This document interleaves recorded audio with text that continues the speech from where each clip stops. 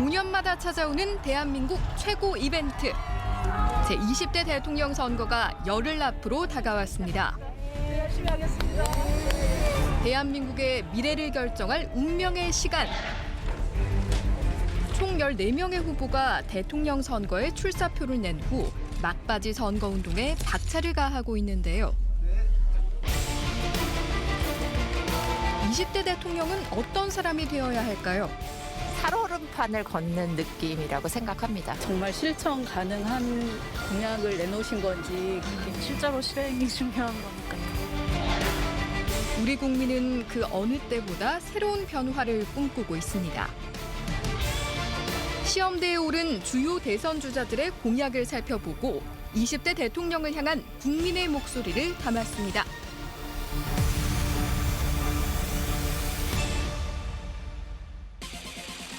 성큼 다가온 대선 시기에 맞춰 후보들의 주요 공약도 갈무리 됐습니다. 원내 정당의 대선 후보 사이는 치열한 공약 경쟁을 펼치고 있는데요. 공약은 유권자에게 하는 약속입니다. 이번 대선 공약 키워드는 어떤 걸까요? 바로 경제입니다. 한 언론 매체에서 지난 3개월 동안 대선 공약과 관련된 뉴스 데이터를 분석한 결과 경제와 부동산, 청년, 그리고 외교 안보를 주요 키워드로 꼽았는데요. 유력 대선 후보 4인이 제출한 10대 공약을 살펴보면 압도적 1위 정책 분야로 역시나 경제를 손꼽고 있습니다. 그 뒤를 이어 복지, 재정이 톱3를 차지했는데요. 대선 주자들이 이토록 경제에 집중하는 이유는 뭘까요? 코로나19 바이러스로 인해 전 세계 경제가 휘청거리는 가운데 미국 연방준비위원회는 잇따른 금리 인상을 예고했습니다. 원자재 가격이 급등하는 등 가파른 물가 상승으로 인한 인플레이션과 마주한 상황. 그리고 러시아, 우크라이나 전쟁 위기로 인해 세계 경제가 대혼란에 빠졌습니다. 절체절명의 경제 위기 상황 속에서 주요 후보들은 어떤 비전을 제시하고 있을까요? 바로 지금이 대전환의 골든타임이라고 생각합니다. 이재명 신경제의 목표는 종합국력 세계 5강의 경제 대국입니다. 더불어민주당 이재명 후보는 코스피 지수 5,000포인트 달성, 국민소득 5만 달러, 종합국력 세계 5위 등 신경제 비전으로 555 성장 공약을 발표했습니다. 또한 부동산과 관련해서는 정부와 차별화된 공약을 제시했는데요. 문재인 정부의 수요 억제 중심의 부동산 정책을 비판하고 다른 해법과 대안을 제시했습니다. 그리고 코로나 팬데믹을 극복하기 위한 소상공인에 대한 지원을 1호 공약으로 내세웠습니다.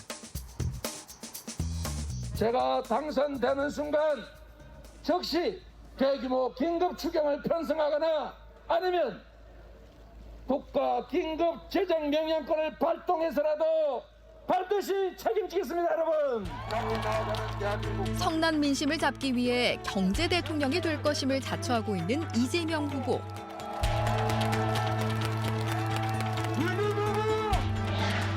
한편 국민의힘 윤석열 후보는 민간 주도를 강조하며 정부는 규제 완화를 돕겠다는 구상을 내놨습니다. 우리 경제는 정부 중심이 아니라 민간 중심으로 변해야 합니다. 민간의 창의력과 시장의 효율성을 이용하는 공정 혁신 경제로 소득 주도 성장으로 훼손된 시장 경제의 역동성을 회복하고 엉터리 부동산 대책으로 망가진 시장의 가격 기능을 회복하겠습니다.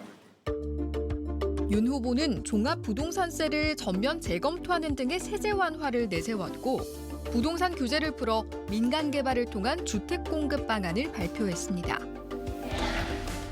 정의당 심상정 후보는 재생에너지 등 녹색 산업 분야에서 새로운 경제 동력을 찾겠다는 그린노믹스를 내세우며 다른 후보들과 차별화를 꾀하고 있습니다. 그린노믹스를 통한 녹색 혁신은 대한민국과 지구 공동체에 공존과 공동 번영의 기회를 제공하고 미래 세대에 더 나은 삶을 전달할 것이라고 저는 확신합니다. 국민의당 안철수 후보는 자신이 강점을 보이는 과학 분야에서 초격차 기술을 확보해 세계 5대 강국으로 진입하겠다는 555 전략을 내세웠습니다. 과학기술 초격차 분야 5개를 만들어서 삼성전자급의 글로벌 대기업을 5개 이상 보유하고 그렇게 되면 우리는 5대 경제 강국에 들어갈 수 있다. 우리 국민은 대선 후보들이 내놓은 경제 공약을 어떻게 생각할까요? 빈부격차를 줄이기 위해서 저 공약을 내거는 게 아니라 그냥 일시적인 표를 위해서 계속 경제 공약도 그런 식으로 내고 있다라는 생각이 들었거든요. 그 어떤 대통령이 되든 그다음 부동산 문제든 경제 문제든 해결을 할 수 있을까라는. 언제까지 뭐 몇만 호, 몇백만 호를 짓겠다라고 하는데 실제로 저희가 결혼하고 또 가정을 꾸리고 하는 동안 얼마나 빨리 실행이 되고 이루어질 수 있을지. 회사 취직해서라도 집을 못 살 것 같다고 생각하거든요. 집값이 제일 문제이지 않을까. 우선 경제 분야에서 부동산을 가장 시급한 해결 과제로 꼽았습니다. 그리고 이 공약들이 과연 실행 가능할지에 대한 의문을 표했는데요. 전문가는 각 후보의 경제 공약을 어떻게 바라볼까요? 우리 경제가 나갈 방향과 목표는 희망적으로 정했습니다. 문제는 이러한 공약들을 어떻게 실천할 것이냐, 또 무슨 돈으로 실천할 것이냐, 더 나아가서 언제까지 달성할 것이냐, 이런 구체적인 방법론이 없다는 겁니다. 그래서 정치 구호의 성격으로 끝날 가능성이 있다 하는 것이고요. 공약을 실행하기 위해선 예산 확보 방법, 시간 계획 등 구체적인 방안이 제시되어야 한다는 것. 기획재정부에 따르면 나라 살림이 지난 2년 동안 100조 원 이상의 적자를 냈습니다.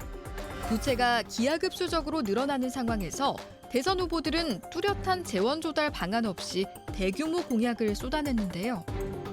과거 대통령 선거 때는요, 경제를 살리겠다, 이런 공약 경쟁을 했습니다.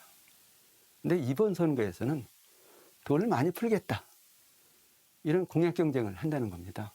근데 다른 편으로 보면은 또 세금은 깎겠다는 거예요. 그럼 한쪽으로는 돈을 많이 풀겠다는 경쟁을 하고, 다른 편으로는 세금 깎겠다는 경쟁을 한다면은 이거는 완전한 포퓰리즘이죠. 최근 경제 분야에서 뜨거운 감자로 떠오른 시장이 있습니다. 바로 자본시장. 여야 후보들은 너나 없이 개인 투자자들의 마음을 사로잡기 위한 공약을 내놓고 있습니다. 이재명 후보 같은 경우는 공시 기능을 강화한다는 그 원론적인 입장을 접근하는 것 같고요.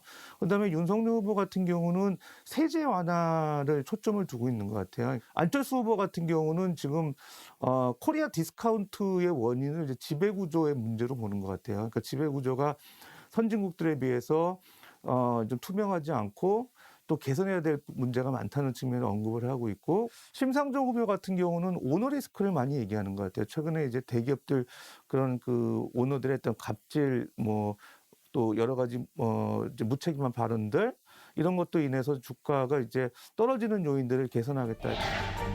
불안정한 국제 정세에서 경제 위기를 극복하기 위해 20대 대통령은 어떤 해법을 보여줘야 할까요?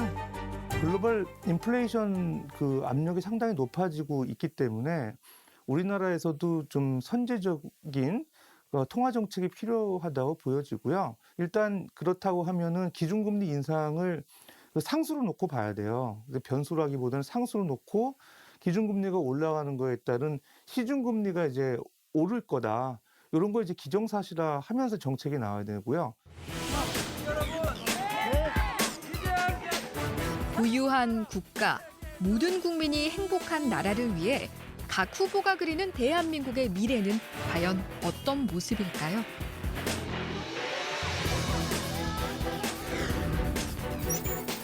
주요 후보 4인이 선관위에 제출한 10대 공약 중 두 번째로 비중을 차지한 정책 분야는 바로 복지입니다.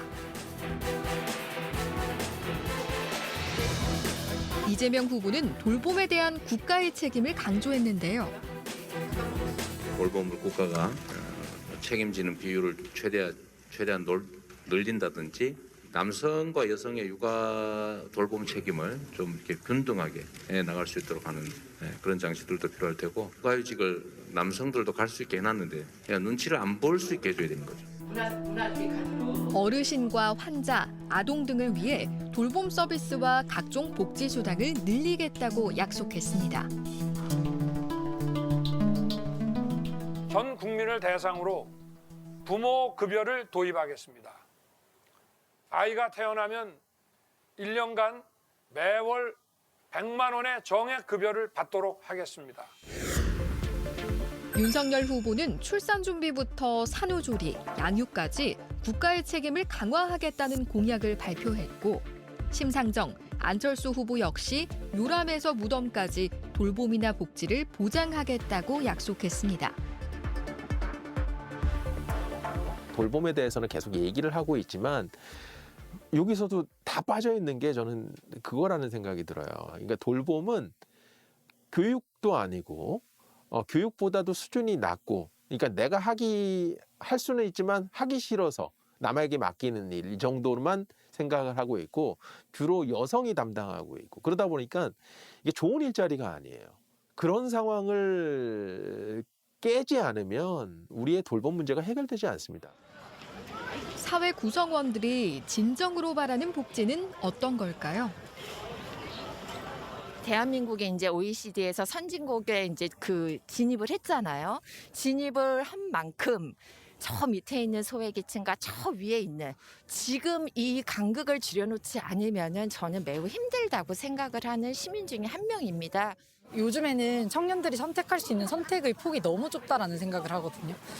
그냥 단순하게 청년들에게 지원금을 준다라고 해결될 게 아니라 뭔가 정책적으로 청년들이 다양한 선택지를 한번 경험해보게 하는 그런 정책들이 있으면 어떨까라고 그냥 브로드하게 생각을 해보는데, 세금을 더 많이 거두는 것도 중요하지만은 세금을 좀 적게 거두더라도 그 맹목적인 복지 좀 지향했으면 좋겠다, 그런 생각을 좀 합니다. 여야 대선 주자들은 복지 확대를 주요 공약으로 발표하는 동시에 감세 공약도 들고 나왔습니다. 수입에 맞춰 지출을 정하는 방식인 양입제출 원칙에 어긋난다는 비판의 목소리도 나오는데요. 예산을 하려면 세금이 있어야 되고 이런 게 다 연결되어 있는 건데 감세를 하면서 이걸 하겠다, 안 하겠다라는 거죠. 후보들의 마음은 이해가 되지만 실제로 이제 복지는 증세 없이 있을 수는 없다. 이런 사회복지 정책을 이제 하기 위해서는 어떻게 증세하겠다라는 그런 로드맵을 초반부에 좀 보여주시고 그런 진정성을 이제 보여주시면 좋겠다, 이런 생각이 듭니다. 20대 대선 주자들의 큰 특징 중 하나는 비슷한 색깔의 공약을 내고 있다는 것. 하지만 한 분야에서는 유독 선명한 견해차를 보입니다. 바로 외교안보 공약입니다. 일단 윤 후보가 갖고 있는 외교안보 공약들 자체는 전통적인 보수의 입장을 거의 그대로 견지하고 있다. 즉 북한에 대해서는 상당히 강경한 대응. 이재명 후보 쪽의 외교안보 공약들은 상당히 실리적인 측면들이 굉장히 강조가 되고 있다. 예를 들어서 선택적 모병제 같은 것들은 나름의 합리성을 갖고 있습니다. 시각차는 특히 북한 문제에서 확연히 나타나는데요. 북한이 새해 들어 잇따라 미사일을 발사한 가운데 현 정부의 최대 과업인 종전선언 성사 여부가 불투명해진 상황. 대선 후보들은 남북 관계에 대해 어떤 공약을 제시했을까요?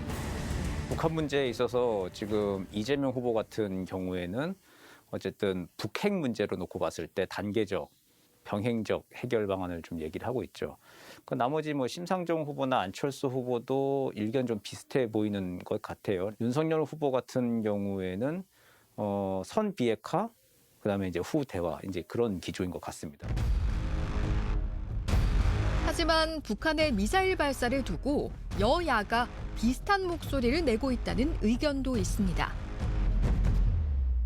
이번 대선이 굉장히 그런 의미에서 독특한 상황이 펼쳐졌다는 것입니다. 현 정부의 한반도 프로세스를 중시하는 이재명 후보조차도 북한의 행동에 대해서 굉장히 강경한 발언을 쏟아낼 수밖에 없는 그런 상황이 되는 것이죠. 되려 지금 현 상황에서는 이런 북한의 도발 자체가 양쪽의 입장을 서로 다른 진영의 입장을 하나로 만들게 하는 그런 독특한 형상으로 나타나고 있는 것이 아닌가 이렇게 바라보게 됩니다. 아마도 유일하게 그러한 기조에서 벗어난 것은 정의당 정도가 아닐까 생각이 됩니다. 특히 국방정책과 관련해서는 각 후보가 비슷한 공약을 내놨습니다.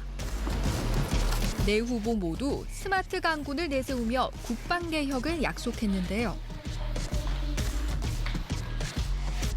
병사 월급 200만 원, 모병제 공약 등 MZ세대를 겨냥한 공약이 큰 화제가 됐죠.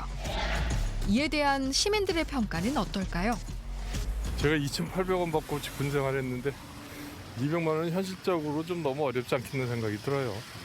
그게 전부 다 국민 세금인데 국방의 의무인데 200만 원이면 최저임금 지금 수준인데 그럼 국방의 의무라는 게 의미가 없지 않을까 생각이 드네요.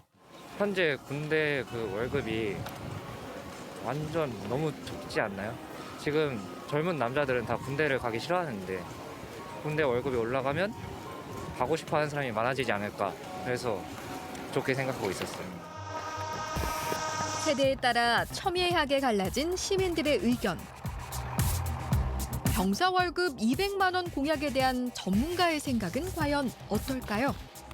지난 대선 때 굉장히 많은 후보들이요. 휴대폰 허용을 얘기를 했어요. 그다음에 거의 많은 후보들이 병봉급 인상을 얘기를 했습니다. 그리고 현 정부에서 그렇게 진행이 됐죠. 결국 그런 것들이 서로 주고받고 하는 과정에서 거의 모든 후보들의 공약이 됐고 결국 그것이 적용이 되면서 좋은 성과가 나올 수 있었다는 것이죠. 어디로 튈지 모르는 민심. 유권자들의 표심을 얻기 위해 대선 주자들은 생활 밀착형 공약으로 각종 이색 공약을 쏟아냈습니다. 이재명 후보의 탈모 지원 및 문신 시술 합법화, 윤석열 후보의 동물복지 지원과 흡연자를 위한 지원 공약, 특정 세대와 집단의 표를 의식한 맞춤형 공약들이 세간의 주목을 받았는데요. 일각에서는 차기 정부의 정치나 경제 등 국정 방향을 제시하는 거대 담론보다는 포퓰리즘에 빠진 공약이 난무하고 있다며 우려를 표하고 있습니다.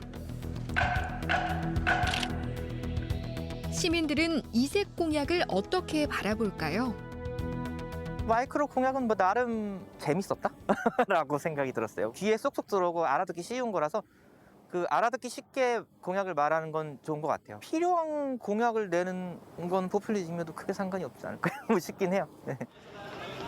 하지만 부정적인 의견도 많았습니다. 대선 주요 후보들이 재원을 어떻게 조달할 건지 전혀 생각도 안 하고 선심성 공약을 너무 많이 하는 것 같습니다. 후보들 간의 공약의 큰 차별성을 느끼기는 좀 힘든 것 같아요. 뭐 이렇게 딱 뭐 어떤 후보가 뭘 내놓으면은 뭐 유사하게 아주 뭐 그런 또 공약들이 나오고 인기몰이식도 그렇고 그냥 좀 화제를 끌기 위한 단순한 좀 그런 느낌?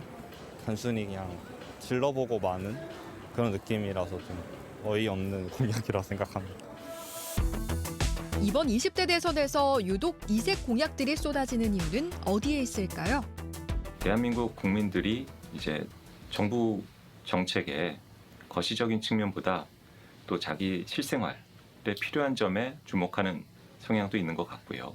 마이크로 공약이 많아진 점은 대한민국이 선진사회에 진입한 게 아닌가라는 생각을 해봅니다. 굉장히 여러 가지 소소한 공약들을 많이 내놓는 것인데 타겟인 유권자층을 직접적으로 만족시킬 수 있는 어떤 그런 효과를 노리면서 이제 그런 공약들을 내는 것이죠. 5년 임기 동안 대선 후보들의 공약을 실행하기 위한 소요 예산을 살펴보면 이재명 후보는 300조 원, 윤석열 후보는 266조 원, 심상정 후보는 175조 원, 안철수 후보는 201조 원이 소요될 것이라는 전망도 나오고 있는데요. 하지만 재원 확보에 대한 방안은 구체적으로 공개되지 않았습니다. 20대 대선을 앞두고 우리 국민들은 유권자로서 어떤 기준을 가지고 차기 대통령을 선택해야 할까요? 지금 현재 세금을 내지 않는다면 미래에 누군가가 낼 겁니다. 이런 점은 유권자들이 고민을 하셔야 되죠. 이 공약이 실현되기 위해서 과연 얼마가 들까? 어떤 규제가 새로 생길까? 이런 것들을 국민들께서, 유권자들께서 촘촘히 고민하시고 그런 걸 고려해서 후보자를 고르셔야 되지 않을까 생각합니다. 20대 대통령이 선출되는 3월 9일까지 앞으로 남은 날은 단 열흘. 이제 주사위는 던져졌습니다. 막바지 선거운동의 총력전을 펼치는 각 대선 후보들. 대한민국을 책임질 대통령을 뽑는 선택의 시간이 성큼 다가왔습니다. 밝은 미래를 위해 국민의 목소리에 진심으로 귀 기울이는 20대 대통령을 기대해봅니다. 국가는 안보가 가장 중요하고 국가는 안보가 중요하고 그다음은 경제라고 봅니다. 그래서 안보와 경제를 튼튼히 해주기를 바라는 간절한 마음입니다. 국민들에게 어느 정책이 가장 힘이 되고 어느 정책이 가장 바람직할까를 잘 고민하셔서 5년 임기 다 채우시고 끝까지 국민을 위한 대통령이 되어주셨으면 좋겠습니다.